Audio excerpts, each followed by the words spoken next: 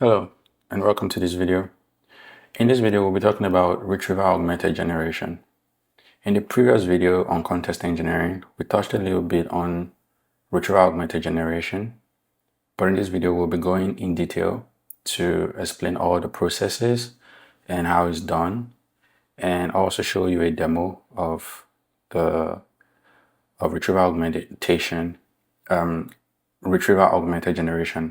in action.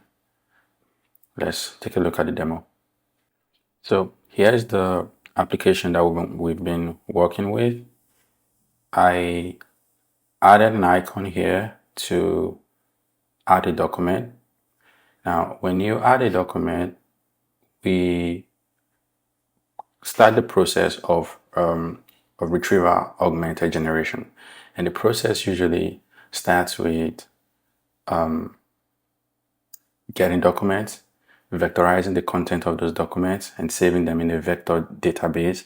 And then when you pass in your prompt gets embedded, vectorized, and compared with the vectors of the document that you save in the vector DB. And then we get the vectors that are closely related. And then we retrieve the metadata or the payload of those items. We retrieve the test content, pass it to the context, and then send it over to the LLM for generation. Let me just show you the implementation. So yeah, I have this random document that I downloaded from the internet.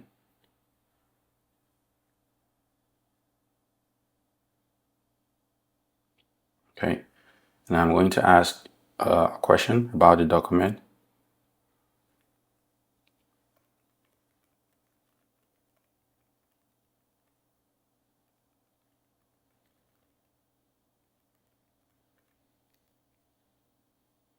Okay.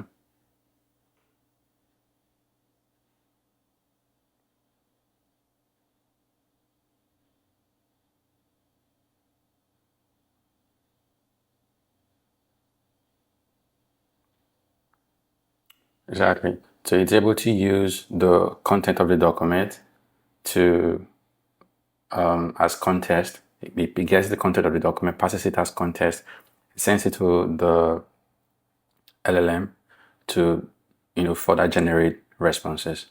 So this is Retrieval-Augmented Generation in action. Let's get into the theoretical explanation of what's going on here. All right, so Retrieval-Augmented Generation processes. Now, Retrieval-Augmented Generation stands for retrieval, augmentation, and generation. So in retrieval, we deal with two kinds of data. One, structured data, which is data from the database. So data that we know that has a definite schema. So we know we can query with a keyword and get a response. Data from an API that we can send the keyword to get our response, and then just get that piece of data, pass it to our context, and send it to the LLM to generate a response. So that's structured data. And then unstructured data is data from documents, like what we just saw in the demo. Data from documents, data from your knowledge base of your company, or data from FAQ on your website. So data that is not structured. We really don't have a way to search through it. We can't search with keyword. So data like this, we are only able to get information from this unstructured data using semantic search. So when we get the information, we retrieve a piece of information, then we pass it on to the augmentation phase, which is basically augmenting, like the name goes, augmentation, just adding it to the context, and then send it on to the LLM for generation. So this is basically what Retrieval-Augmented Generation is about. So let's talk about semantic search. So in semantic search, we deal with search based on meaning and not necessarily keywords. In keyword search, we use keywords. In semantic search, we are searching based on meaning. And how is it done? First, you have, maybe you want to search through documents. You have your documents, and then you chunk those documents.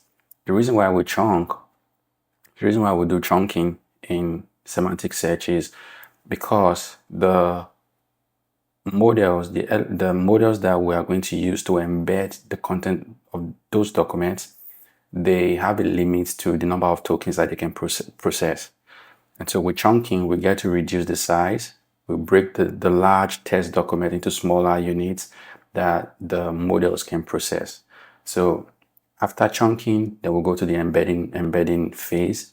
In embedding, it's just creating a vector representation of the document. So we are basically just vectorizing the content of the document. So we vectorize and then we save in a vector DB. So we save the vector representation of our content from the document in the vector DB.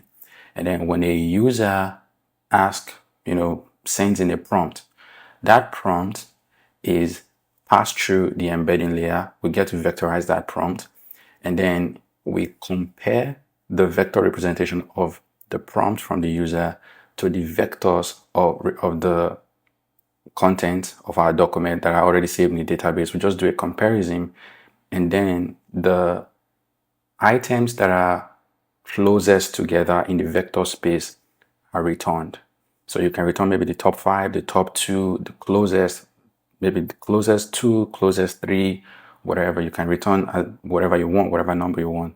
So you return the top K, so you record top K. So you return the top, closest items, and then get the test, pass it to your contest, and then send it to the LLM, and then the LLM uses that piece of contest to generate a response to the user.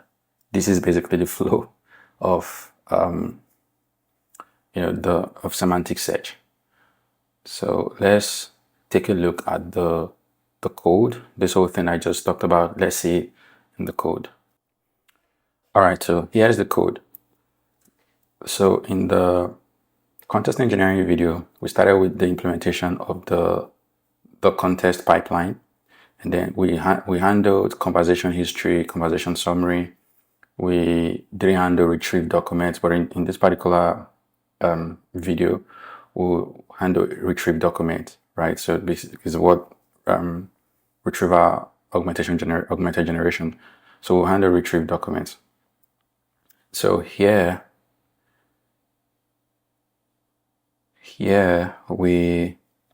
the file implementation. So we created a file component that the file icon. So here's the component and what's happening in the component. So with the icon, we select our document, and then once we select our document, then we start the chunking phase. So in chunking, we are using this particular library from LangChain, Test Splitter. So we get the content of the PDF, we split it, and we are saying 800, like 800 characters. 800 is the size. And then we have an overlap. So an overlap, the reason for the overlap is so when you're chunking, when you're breaking up a large text into a smaller unit, you could run into a situation where important context, like there's no continuity of the context. So with the overlap, we ensure that there is a carryover, like an overlap of maybe characters from one chunk to another. So yeah, that's basically what this is about. So we set it to 100 here. So yeah, then we'll go exactly. So then we'll call the save chunk API, because we are doing the saving on the node side, because it's a node library. So we're just doing it on the node side. This in Nest.js. So here's the save chunk. So in save chunk, we'll get the vector store. Now in the vector store, we are using in-memory store. We are not using I'm not using a separate application. If I was to set up like a dedicated vector store, maybe like here, I would use something like Qdrant or whatever other vector stores. There are loads of them. I'll have to set up a Docker container for it. But with the in-memory store, it's just is in memory. When you shut down the application, all that information that you saved in the store is gone, and it also makes it a whole lot faster. So here's the in-memory store in implementation.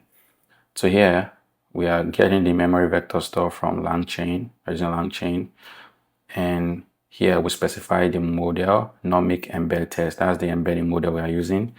We also added in the Docker Compose file, we are pulling the model in here, right? So we'll pull the model in, and then we specify the model here. Then we'll set the URL of the runtime. Then we'll pass the embedding into the memory vector store. So with that, we are able to save, right? We get the vector, get the chunked test, and then we just add the documents, we save them, right? So that's all about chunking and saving. And then for retriever, so after we've saved and we're trying to like retrieve the content, so this is what we do for retriever. Now the memory vector store has a very unique implementation that we don't have to manually vectorize the test, like the prompt from the user. Normally that would have been the approach. We have to vectorize, then get the vector, and then pass the vector to the vector store, and then do the semantic search and comparison. But memory vector store already, they do that already for us. So we don't have to go through the manual implementation of prompt vectorization. So here we just pass the query, the prompt directly, and then we already specified the vector store as retriever to return top 2. So it's going to return the top 2 elements, top 2 items that we saved in the vector store. So it's returning that with the query that we are sending in, just does the comparison and returns those items to us. And